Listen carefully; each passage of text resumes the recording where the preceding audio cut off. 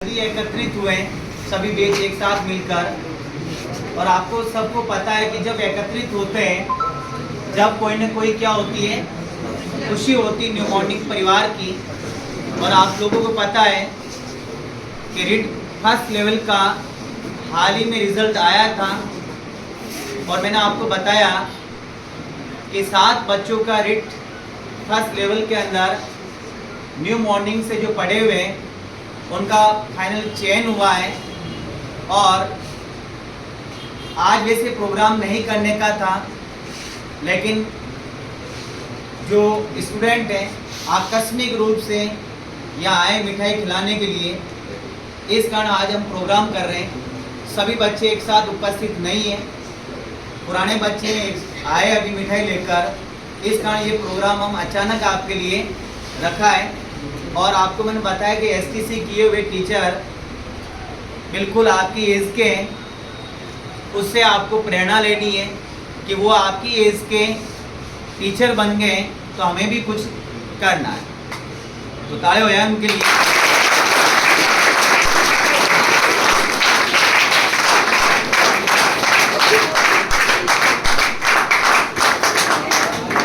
मैं यहाँ आमंत्रित कर रहा हूँ इकबाल काठार बोरवा, उनके लिए जोरदार ताली हो जाए।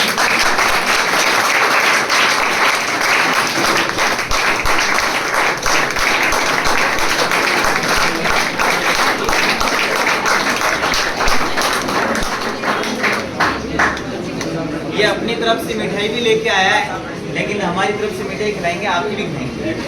पहले खिलाओगे? डाइट खिला रहे भाई पहले, कोई बात नहीं, खुशी में डायबिटीज में मिठाई भी चलती है।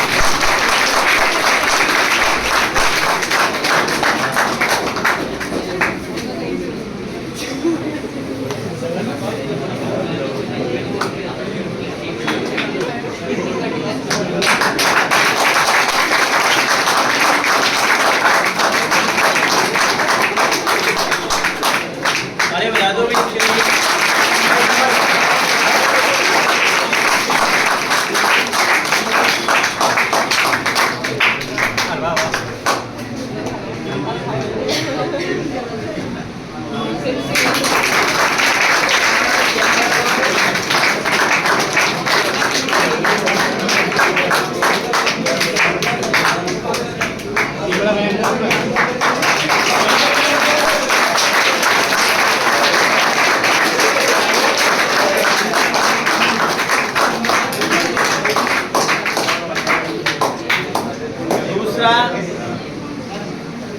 आप लोग जानते होंगे, उस एरिया से होंगे तो, आसान काटार गांव सिरोड़ा।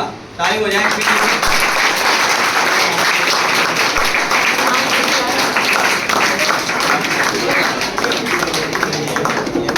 ताली तो बजा दो भाई।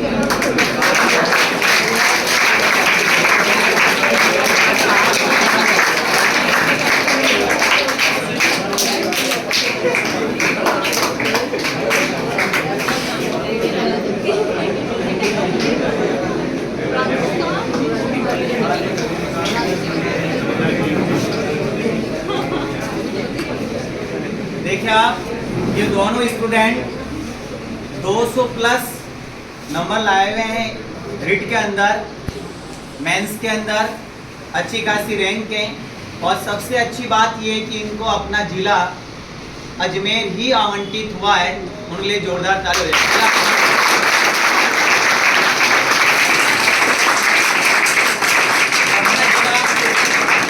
अपना जिला कब मिलता है?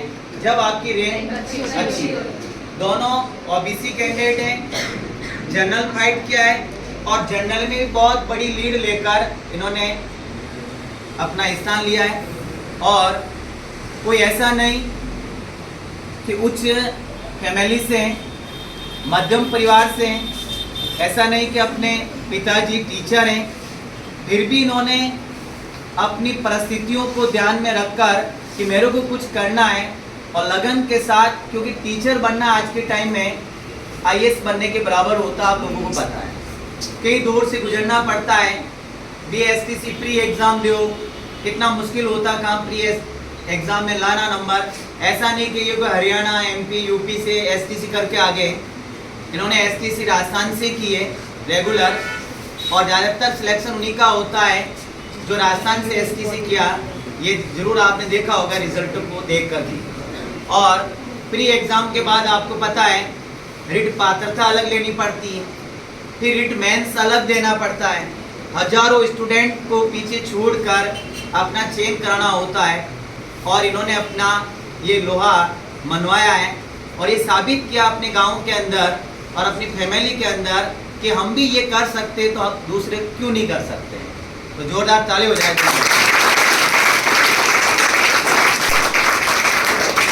और आसान काठार की अगर बात करें तो आसान काठार ने 12th साइंस मैथ्स की कोचिंग भी यहाँ ली थी।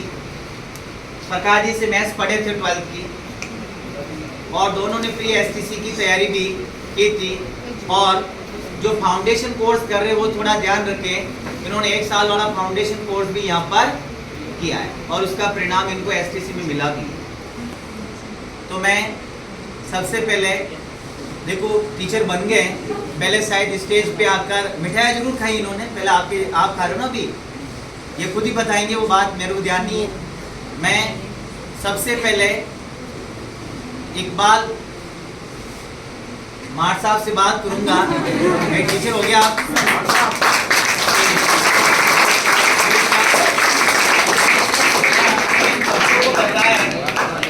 किस प्रकार से तैयारी करनी चाहिए, आगे आप आगे बढ़ सकते हैं, और किस प्रकार का इनका तैयारी का एक्सपीरियंस रहा है, कैसे इन्होंने लगन से तैयारी की है, वो 2 शब्द इकबाल अपनी ज़बानी से बताएगा।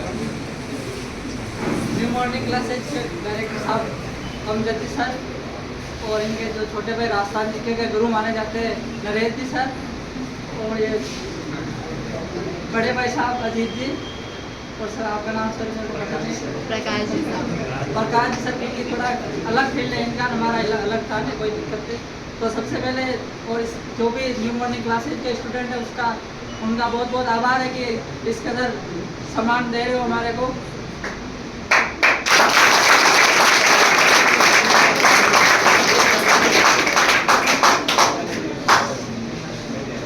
एक स्टूडेंट लाइफ भी ऐसी है जो शायद जीवन जीना सिखा देती है ना, सबको पता है।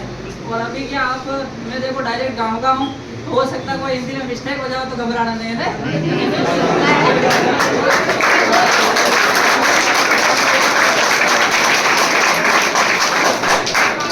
तो बड़ा उद्देश्य सिर्फ और सिर्फ समझना, इसके अलावा अपने कोई डिग्री वगैरह नहीं लेनी है ना। तो फर्स्ट काम तो अपने माँ बाप के बारे में जरूर सोचें कि वो जिस उम्मीद से आपको घर से यहाँ भेज रहे, लगभग सब गांव से आ रहे हो, तो एक माँ बाप के बारे में जरूर सोचे भाई वो अपने लिए कुछ कर रहे हैं अलग है ना। और इसके अलावा अब कहने के लिए तो काफ़ी सारा, लेकिन मैं कह नहीं पा रहा हूँ विस्तार से। देखो जो आपके मैं टू द पॉइंट आ रहा हूँ, आप बुरा मत मानना, सही बता रहा हूँ है जो हकीकत है ना। जो ये आपकी एज चल रही है बहुत गलत एज है ना, गलत का मतलब समझ रहे हो आप, GF के चक्कर में मत पड़ जाना। फर्स्ट काम ये कर लेना, हो सकता है बुरा लगे, मैं भी पहले सुन रहा था तो मेरे को बुरा लग रहा है यार ये क्या कर रहा है, लेकिन ये वास्तविकता है। अगर इससे आप पीछा छोड़ गए ना तो मान लो आपकी मंजिल काफ़ी करीब है ना, और ये कुर्सी और ये ज़्यादा दूरी नहीं है, ये दिमाग में रखना है।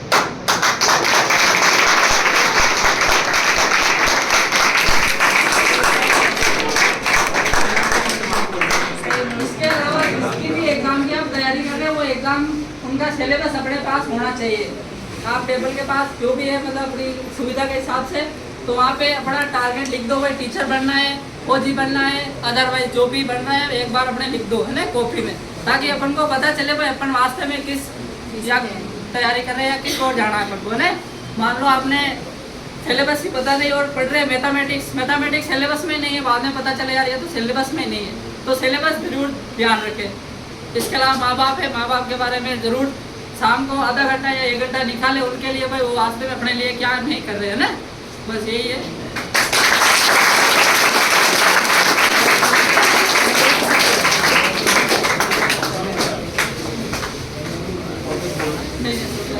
तो एक बार पुणे जोरदार ताली बजाएं क्लास के लिए।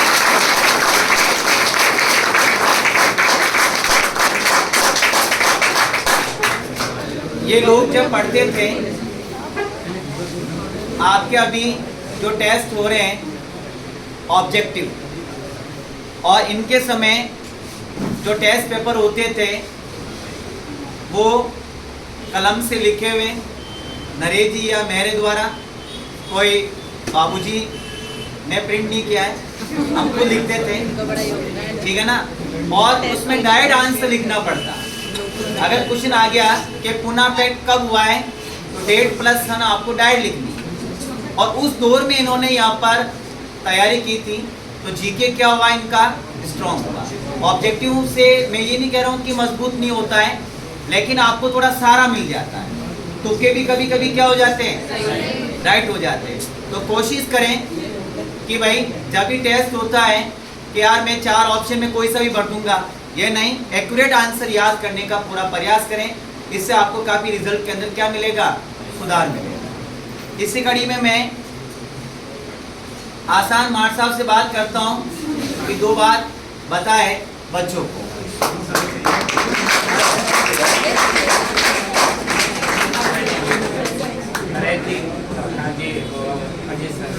मैं कभी स्टेज पे कभी बोला नहीं हूँ, तो मेरा थोड़ी हिचक आती है, तो मैं बोला नहीं।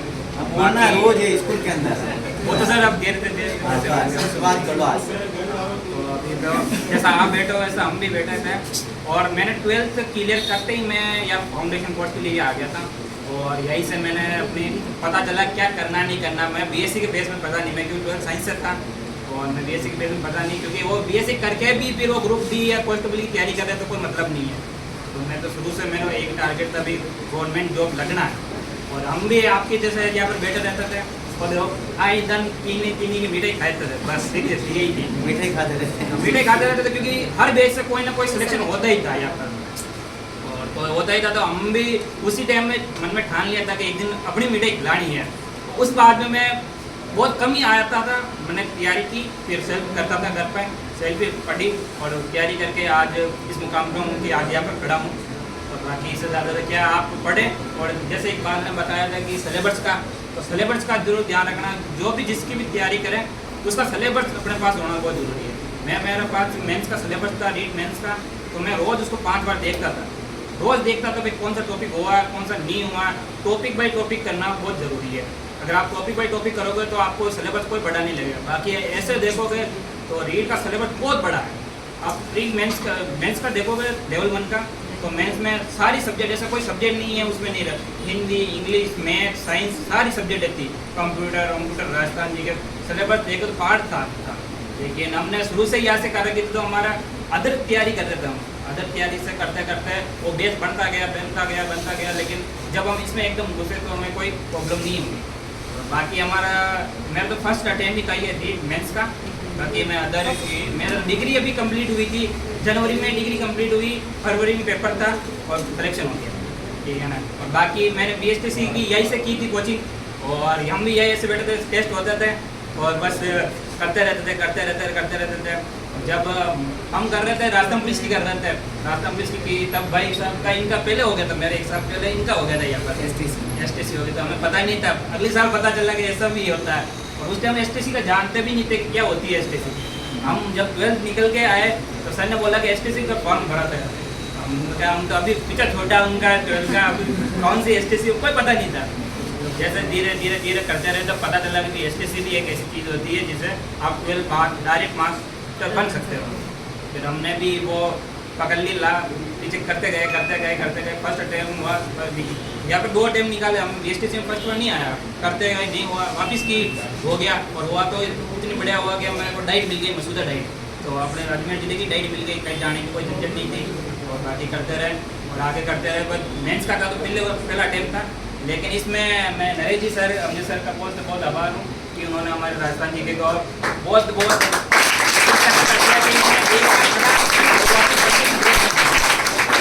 भी art and culture history Naresh ji ने पढ़ाया था हमें, तो हम एक बार देखते थे और उसको देखने की जरूरत नहीं थी। बाकी बच्चों से हम इसी वजह से थोड़ा अलग हो गए कि वो जब राजस्थान जी के में सब राजस्थान करने में लगे थे और उस टाइम हमारी राजस्थान पूरी कंप्लीट थी, तो कोई करने की जरूरत ही नहीं पड़ी। हमें 1000 सब्जेक्ट पढ़ा और फर्स्ट बार में नहीं कर दिया बस।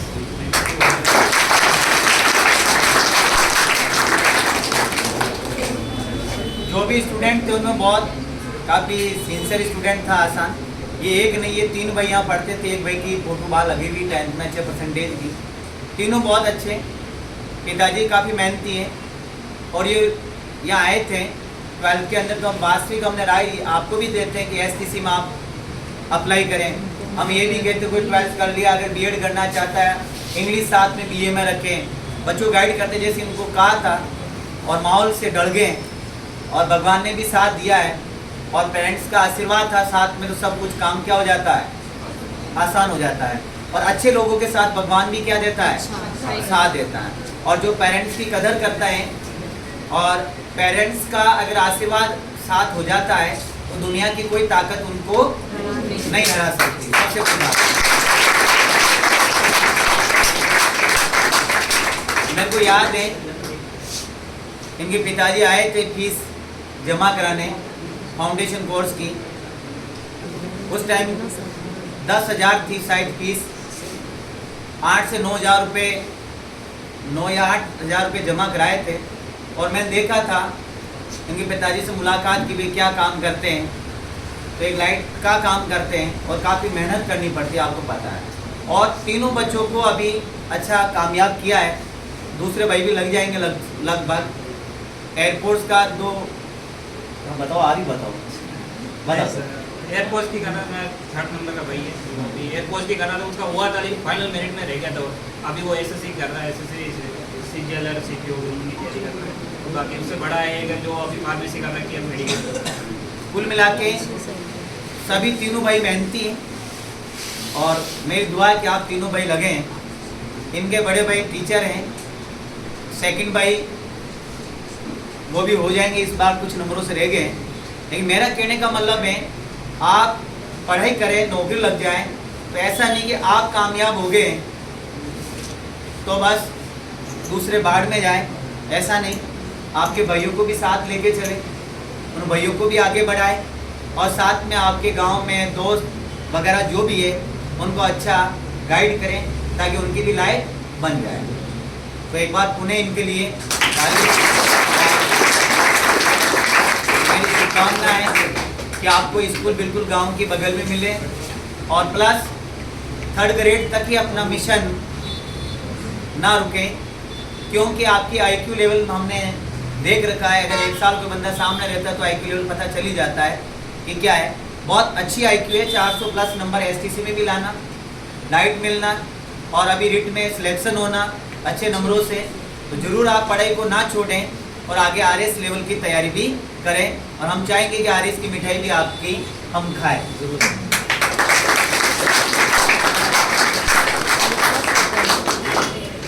मैं अपने न्यू मॉर्निंग की ओर से इनका पहले स्वागत कर लेते, बातें ज़्यादा कर ली, पहले स्वागत करना था भूल गया।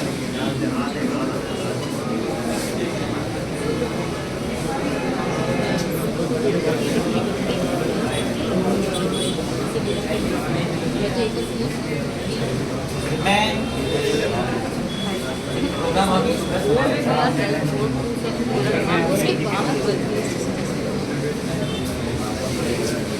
तो सबसे पहले नरेश जी से आग्रह करता हूँ कि राजस्थान जी के में ज़्यादा तैयार नरेश जी ने किया है और नरेश जी की शुरुआत की। राजस्थान जी की पूरी मारवाड़ी में पढ़ाई गई और इनके बीच में काफ़ी स्टूडेंट थे जो लगभग नौकरी ऑलरेडी पहले से लग चुके हैं।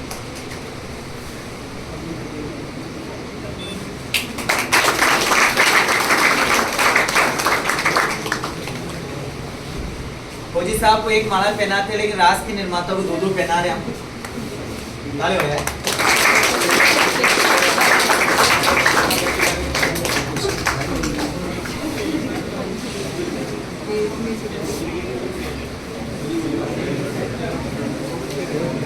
ये यहाँ की जैसे राष्ट्रीय मिठाई जलेबी है ना, तो यहाँ की राष्ट्रीय मिठाई कौन से है?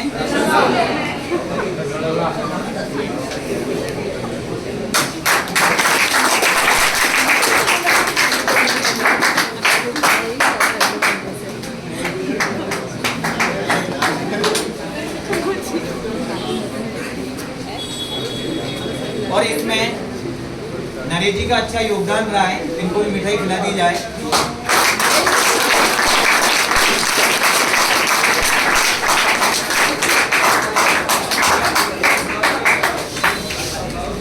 सरकार जी के लिए भी ताली हो जाए।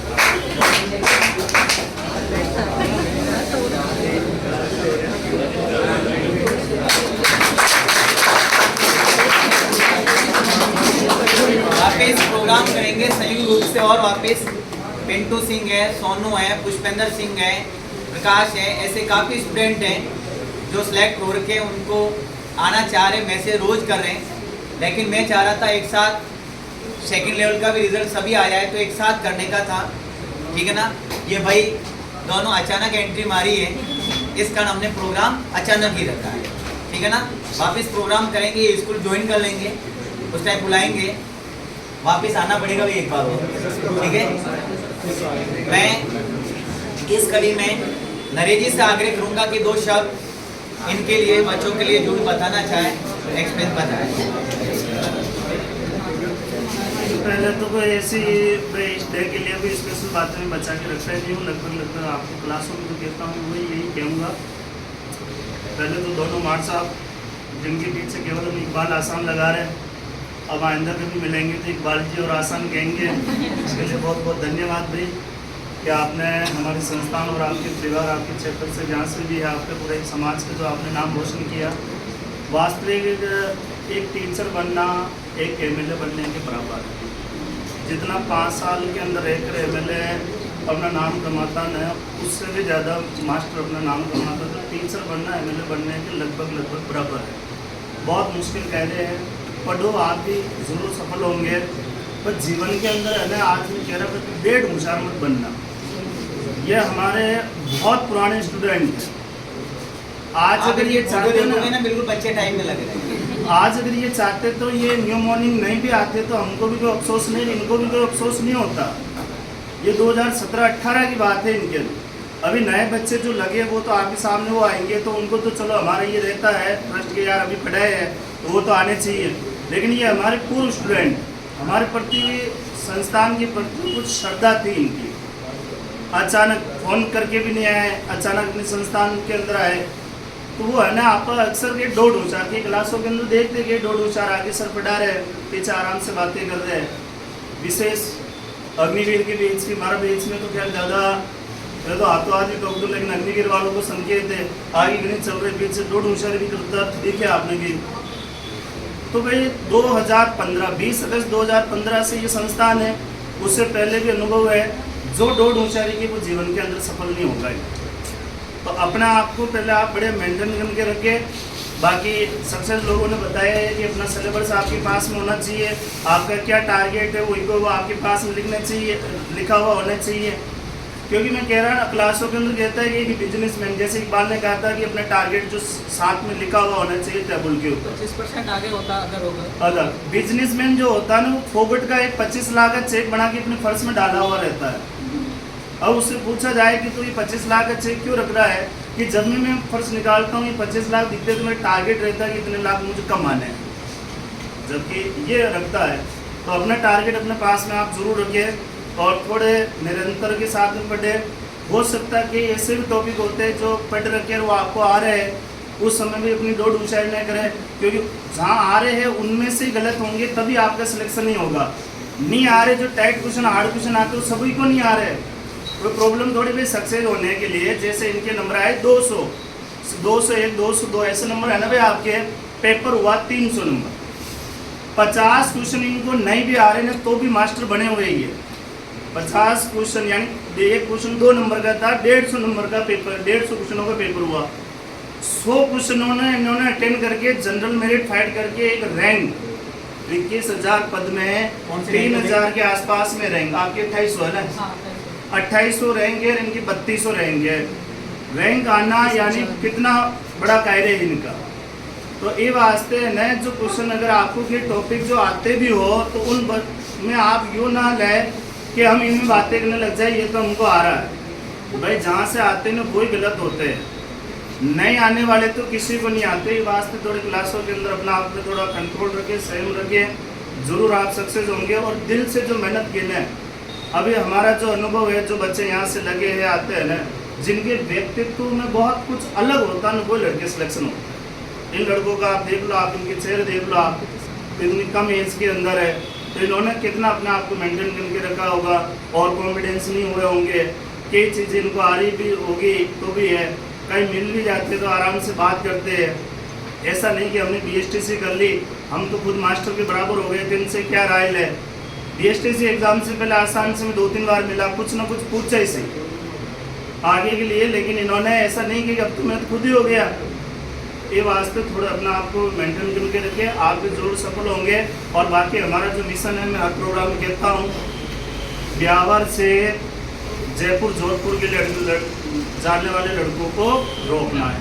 पहला मिशन था अग्निवीर के लिए, हरियाणा रेवाड़ी कहाँ पर जा रहे, लगभग ब्यावर के आसपास में 23 किलोमीटर दायरे के अंदर। अग्निवीर का तो शायद ही ऐसा कोई बच्चा है जो बाहर के लिए जा रहा है। फिर उसके बाद में अपना टारगेट रखा मिशन की RS जो की तैयारी है, टीचर लाइन की तैयारी है, उनके लिए जो बाहर बच्चे जा रहे हैं उनको वो सुविधा ब्यावर में उपलब्ध करानी है। और उस टारगेट पर हम काफ़ी अपना आप में खरा उतर रहे हैं। लगभग कोशिश दिन प्रतिदिन आगे बढ़ रहे हैं और ये ईश्वर से प्रार्थना भी है कि हमारा ये टारगेट भी लगभग पूरा हो जाएगा इनमें। तो आप मेहनत करें, हमारा आशीर्वाद आपके साथ। कोई भी प्रॉब्लम होती है आप ज़रूर पूछें, क्योंकि न्यू मॉर्निंग संस्थान अब वो संस्थान नहीं है जहाँ कोई टीचर अनुभव ले रहा है। इस संस्थान के अंदर कोई भी टीचर पढ़ा रहा है जिनको मिनिमम 5-6 साल से कम एक्सपीरियंस वाला तो है ही नहीं है। यहाँ तक लास्ट के अंदर जो पेपर होते हैं ना, उन पेपरों में से आपके हुबेहू प्रश्न आपको मिला देते हैं। BSTC इनकी जो टीचर लाइनिंग की जो पेपर दिया था ना इन्होंने, हमने एक टेस्ट सीरीज शुरू की थी, 10 रीड के पेपर कराए, लेवल 1 के अंदर है। आज वो 10 के 10 पेपर PDF के अंदर वहाँ पे कंप्यूटर में मौजूद होंगे, आप मिलान कर देना। उन 10 क्वेश्चनों के अंदर 41 क्वेश्चन हुबेहू वहाँ पे इनके पेपर के अंदर वहाँ पे आए हुए। 10 पेपर से 41 जो क्वेश्चन है सेम प्रश्न आपके वहाँ पे आए। तो बहुत बड़ा अनुभव फैकल्टी है यहाँ पे, आपको कोई प्रॉब्लम नहीं होगी। बस थोड़ा आपको हमारा साथ देना पड़ेगा। आप जरूर आप भी अपने मिशन के अंदर सफल होंगे। निरंतर मेहनत करो आप। अभी ये अवस्था है भटकने की, अपना आप इसे मेंटेन रखो, या दोस्तें कम रखो। जब सफल हो जाएंगे उसके बाद में आपके हजारों दोस्त बन जाएंगे। ये एक बात है आपके पास में, जहाँ तक इसकी हिस्ट्री के बारे में मैं जानता हूँ, शायद आपके दोस्त ज़्यादा नहीं होंगे, एक बार इसके आसान के दौर होंगे। लेकिन आज ये संस्थान के अंदर आया, उससे पहले 8 लोगों को कॉल कर देता ना कि यार वहाँ जाके आना है, वो आ जाते। किस लिए? सफल हो गए। सफल होने के बाद तो हजारों दोस्त बन जाते। भाई पहले अपना मिशन टारगेट पूरा करो, उसके बाद में यार दोस्ती में अपना समय बाद में खराब करें। धन्यवाद। बहुत बहुत धन्यवाद नरेश जी। देखो आप लाइफ के अंदर जो नरेश जी कह रहे हैं वो बात वास्तविक है। आप सफल हो जाओगे तो ऑटोमेटिक दोस्तों की लाइन लग जाएगी। और इनके कॉल आए होंगे जो कभी इनको पूछा ही नहीं होगा। काफ़ी दूर दूर भगते होंगे ना, उन्होंने भी इनको कॉल किया होगा हर समय। और बाकी पहले क्या है, मुंह नहीं लगाते, मान लो वही स्थिति थी। होता है ऐसा? पता है सारे स्टूडेंट लाइफ में ये होता है, होता ही मतलब है। कोई बोल के भी कुछ नहीं होता यार, इनसे बोल लेंगे, लेकिन जब सक्सेस हो जाता है तो निकलते ऑटोमेटिकली तो फिर से आवाज लगाता है, सब होता है सब। और दूसरा, मैं आप लोगों से पहले माफ़ी चाहता हूँ कि आपका सिलेक्शन हुआ और मैंने कभी कॉल या बधाई भी नहीं दी है आप लोगों को। लेकिन ये ज़रूर था अंदर से कि उनका सिलेक्शन हो गया है, डबल में वो भी मेरे को पता था, है ना, और फाइनल सिलेक्शन हो गया वो भी मेरे को पता हो गया। लेकिन मैंने आप लोगों को बधाई नहीं दी। नंबर भी है मेरे पास, ग्रुप में भी शायद आप जुड़े होंगे, लेकिन ग्रुप में मैंने डाला नहीं कि इन बच्चों का सिलेक्शन हुआ है। मैं ये चाहता हूँ कि बंदा, आप लोगों को भी बार बार कहता हूँ, जो बंदा सिलेक्ट हो गया है, अगर उसके दिल में जगह होगी तो बंदा दौड़ के आएगा, और जगह नहीं होगी तो नहीं आएगा। आसान का यही कहना भी आप बाहर आकर कि सर मैंने अभी आपको तो कहा है कि मैं मिठाई खाई सामने, ये अभी मेरे को कह रहे हैं कि मैं सामने बैठकर जब मिठाई खाता था तो उस टाइम जहन में ये बात आई कि एक दिन मैं भी मिठाई खिलाऊं। तो वही सोचकर मैं बीच में वापस नहीं आया, और ये वास्तविक आया भी नहीं था बीच में, ठीक है ना। हुआ सर, परी हुआ, मैच हाँ। हुआ, कभी फाइनल जब तक नहीं हुआ तब तक मैं नहीं आया था। अब फाइनल होकर डिस्ट्रिक्ट अजमेर मिला, आज दोनों भाई दौड़कर आए, ठीक है ना। तो मेरी ढेर सारी आप लोगों को तहे दिल से अब बधाई है, और अपना आगे और बड़ा मुकाम हासिल करो। धन्यवाद।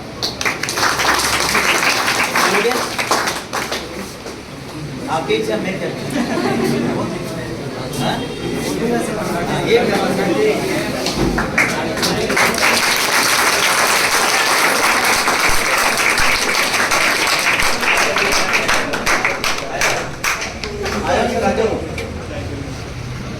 ये लोगों को पता नहीं था, इसका आपका पता रह जाए। आ जाए, आ जाए।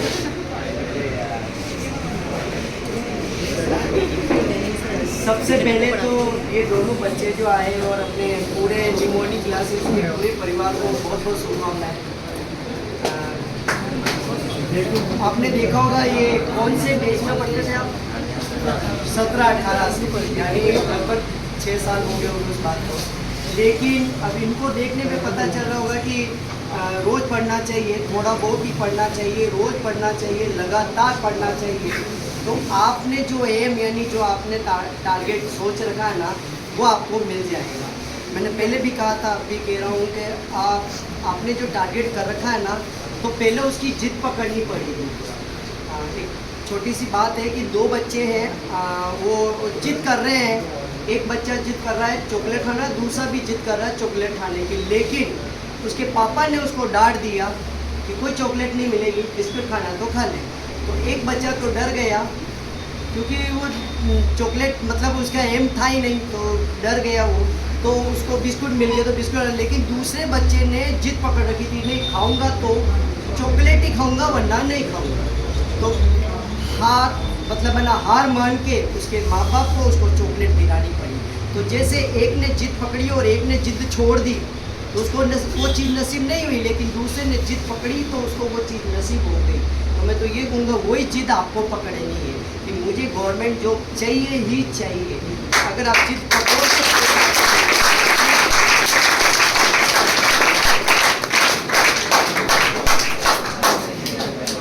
तो लाइफ के अंदर अच्छे काम की जिद पकड़ना, बुरे काम की मत पकड़ना। ऐसा नहीं कि जिद सर कह रहे हैं कि मेरी जिद है दारू पीना है तो पीना, ऐसा लाइफ में मत कर लेना। मेरी जिद है गलत दोस्त बनाने तो बनाने, ऐसी जिद कभी लाइफ में मत रखना है। आगे बढ़ने की जिद हमेशा लाइफ के अंदर रखना है। मैं सर इधर आए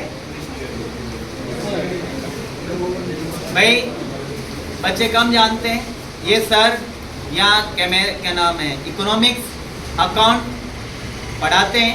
सर के लिए भी ताले हो जाए, आपके सामने इकोनॉमिक्स और अकाउंट पढ़ाते हैं। और अब आने वाली कंपटीशन एग्जाम में कहीं भी इकोनॉमिक्स और अकाउंट का हिस्सा आएगा तो उनके अंदर सर अपनी सेवा देंगे। सर के लिए भी मिठाई हो जाए।